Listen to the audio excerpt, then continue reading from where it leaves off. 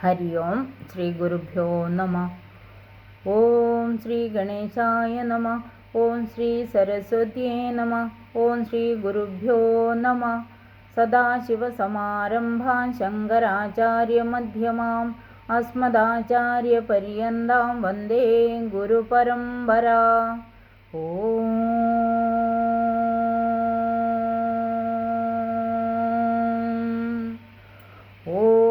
ശ്രീ മഹാത്രിപുരസുന്ദര്യേ നമഃ. സൗന്ദര്യലഹരി മംഗളാചരണം. സൗന്ദര്യലഹരി കർത്രേ സർവമംഗളദായിനേ ശങ്കരാചാര്യവര്യായ യതിരാജായതേ നമഃ. ഭഗവതിയുടെ അനുഗ്രഹം എല്ലാവർക്കും ഉണ്ടാവട്ടെ എന്ന് പ്രാർത്ഥിച്ചും കൊണ്ട് ശ്ലോകം 22. ഭവാനി ത്വം ദാസേ മയി വിതരദൃഷ്ടിം സകരുണാം ഇതി സ്തോതും വാഞ്ചൻ കഥയതി ഭവാനി ത്വമിതി യഃ തദേവ ത്വം തസ്മൈ ദിജസി നിജസായുജ്യ പദവീം മുകുന്ദ ബ്രഹ്മേന്ദ്ര സ്ഫുടമകുടനീരാജിതപദാം. പദച്ഛേദം ചെയ്യാം. ഭവാനി ത്വം ദാസേ മയി വിതര ദൃഷ്ടിം സകരുണാം ഇതി സ്തോതും വാഞ്ചൻ കഥയതി ഭവാനി ത്വം ഇതി യഃ തദൈവ ത്വം തസ്മൈ ദിശസി നിജസായുജ്യപദവീ മുകുന്ദ ബ്രഹ്മ ഇന്ദ്ര സ്ഫുടമകുടനീരാജിത പദം. ഒറ്റ പദമാണ്. പദാർത്ഥം പറയാം. ഹേ ഭവാനി, ഈ രണ്ട് വേർഡ്, അതായത് ഭവാനിത്വം എന്ന് പറഞ്ഞാൽ തന്നെ ഭഗവതിയുടെ കരുണയുണ്ടാവും, പ്രസാദം ഉണ്ടാവും എന്നാണ് പറയുന്നത് കേട്ടോ. പ്രധാനപ്പെട്ട ശ്ലോകമാണ് 22ാമത്തെ ശ്ലോകം. ഹേ ഭഗവതി, അല്ലയോ പരമശിവപത്നിയായ ദേവി, ത്വം അങ്ങയുടെ ദാസേ ദാസനായ മൈ എന്നിൽ സകരുണാം ദയോട് കൂടിയ ദൃഷ്ടി കടാക്ഷ വീക്ഷണത്തെ, അങ്ങയുടെ കടാക്ഷത്തെ വിതര ദാനം ചെയ്താലും എന്ന് ഒരു ഭക്തൻ പ്രാർത്ഥിക്കുന്നതാണ്. ഇതി എന്നിപ്രകാരം സ്തോതും സ്തുതിപ്പാനായിക്കൊണ്ട് വാഞ്ചൻ ആഗ്രഹിക്കുന്നവനായിട്ട് യാതൊരു ഭക്തൻ ഭവാനിത്വം ഇതി ഭവാനിത്വം ദാസേ മൈ വിതര ദൃഷ്ടിം സകരുണ എന്ന വാക്യത്തിലെ ആദ്യ ഭാഗമായ ഭവാനിത്വം എന്ന 2 പദം മാത്രം കഥയതി ഉച്ചരിച്ചാൽ ആ പദങ്ങളുടെ അർത്ഥം അഹം ത്വം ഭവാനി, ഞാൻ നിന്തിരുവടിയായി ഭവിക്കണമേ, ഞാൻ നിന്തിരുവടിയെ, ഞാൻ ഭഗവതിയായി ഭവിക്കണമേ എന്ന് പറഞ്ഞാൽ ഭവാനി എന്ന പദം കൊണ്ട് തന്നെ ദേവിയെ നമ്മൾ ആരാധിക്കുന്നു. ഭവാനി ത്വം അങ്ങയെ. അപ്പോൾ ഇവിടെ പറയുന്നത് നിന്തിരുവടി തഥാ ഏവ, അപ്പോൾ തന്നെ ഉച്ചാരണ നിമിഷത്തിൽ തന്നെ, ഭവാനിത്വം എന്ന ഉച്ചാരണ നിമിഷത്തിൽ തന്നെ തസ്മേ ആ ഭക്തനായിക്കൊണ്ട് മുകുന്ദ ബ്രഹ്മ ഇന്ദ്ര സ്ഫുട മകുട നീരാജിത പദം, അതായത് വിഷ്ണു, ബ്രഹ്മാവ്, ദേവേന്ദ്രൻ എന്നീ അധികാര പുരുഷന്മാരുടെ ഉജ്ജ്വലത്തുകളായ കിരീടങ്ങളാൽ നീരാജനം ചെയ്യപ്പെട്ട പാദങ്ങളോട് കൂടിയതായി. അതായത് ഈ ഭഗവാന്മാരൊക്കെ ദേവിയുടെ പാദത്തിൽ അവരുടെ മകുടം കൊണ്ട് എന്ന് പറഞ്ഞാൽ അവർ നീരാജനം ചെയ്യുന്നു. അപ്പോൾ മകുടം ഇങ്ങനെ നീരാജനം ചെയ്യുന്ന അതിൽ തോന്നും.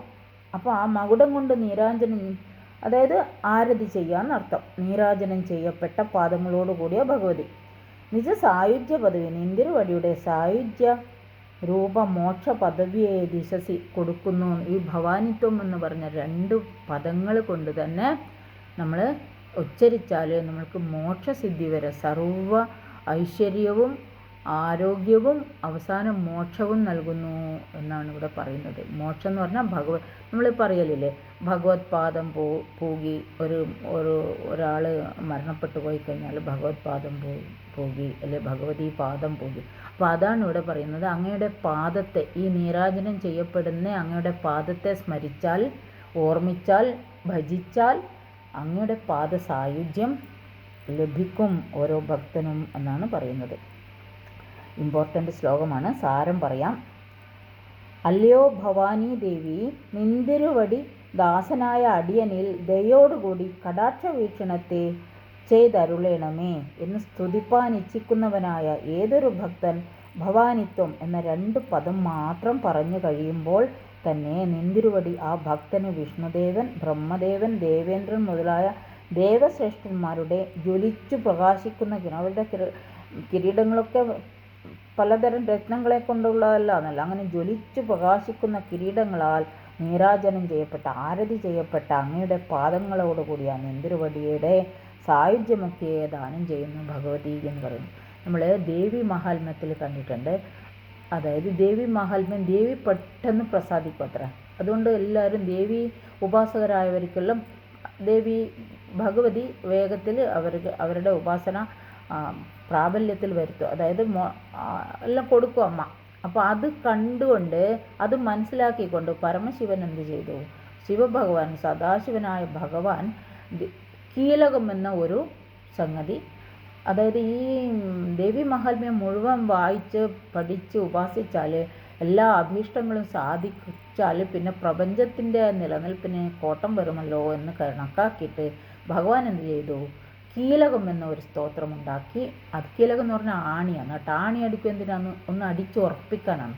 അപ്പോൾ അതുകൊണ്ട് അത് ഭഗവാനെയും കൂടി പ്രാർത്ഥിച്ചാൽ മാത്രമേ അതുകൊണ്ട് ഈ ആഗ്രഹങ്ങളൊക്കെ സാധിക്കുള്ളൂ. പരമശിവൻ അതിനെ കീലക സ്തോത്രമുണ്ടാക്കി കീലകം അടിച്ചു എന്നാണ് പറയപ്പെടുന്നത്. അതുപോലെ ഇവിടെ പെട്ടെന്ന് തന്നെ ഭഗവതി പ്രസാദിക്കും ഈ ശ്ലോകം ചൊല്ലിയാലും. ഈ ശ്ലോകം എന്നല്ല, ഈ ഭഗവതിയെ പ്രസാദിപ്പിച്ചാൽ എന്ന് പറയുന്നു.